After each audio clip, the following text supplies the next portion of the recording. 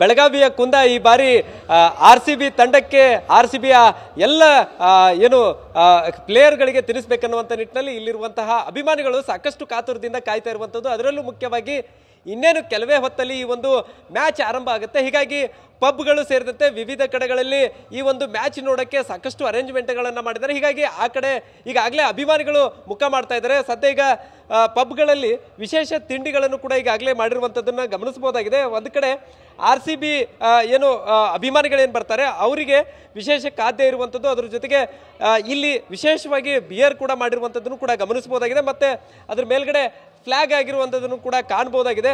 So ಇದು RCB ಅಭಿಮಾನಿಗಳಿಗೆ ವಿಶೇಷವಾಗಿ ಮಾಡಿರುವಂಥದ್ದನ್ನು ಕೂಡ ಗಮನಿಸಬಹುದಾಗಿದೆ.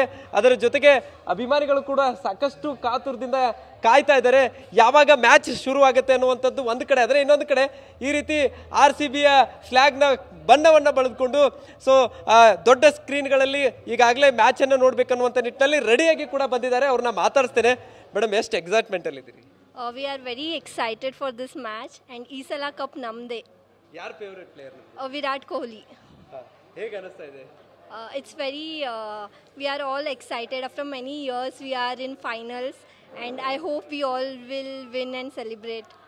Thank you. ಸರ್, ಈಗ ವಿಶೇಷ ರೀತಿಯಲ್ಲಿ ಫುಡ್ಗಳನ್ನು ಮಾಡಿದ್ದೀರಿ? ಹೌದು ಸರ್.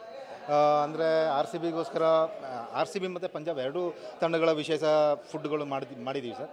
ಅಂದರೆ RCBಗೋಸ್ಕರ ಬೆಂಗಳೂರಲ್ಲಿ ಏನಿದೆ ಪೆಪ್ಪರ್ ಚಿಕನ್ ಅಲ್ಲಿ ಫೇಮಸ್ ಅಲ್ಲ ಸರ್, ಅದೇ ಸೇಮ್ ರೆಸಿಪಿಯಲ್ಲಿ ನಾವು ಇಲ್ಲಿ ಕೂಡ ಮಾಡಿದ್ದೀವಿ RCB ಪೆಪ್ಪರ್ ಚಿಕನ್ ಅಂತ ಹೇಳ್ಬಿಟ್ಟು. ಅದೇ ರೀತಿ ಪಂಜಾಬ್ ಅದು ಅಲ್ಲಿ ಇದು favourite item mutton laal maas ಅಂತೇಳಿ ಮಾಡಿದ್ದೀವಿ, ಅದ್ರ ಜೊತೆ ಬಟರ್ ಕುಲ್ಚಾ. ಮತ್ತು ಅದೇ ರೀತಿ ನಾವು ಡ್ರಿಂಕ್ಸನ್ನು ಕೂಡ ಅರೇಂಜ್ ಮಾಡಿದ್ದೀವಿ sir, non alcoholic drinks mocktails ಮಾಡಿದ್ದೀವಿ ಸರ್.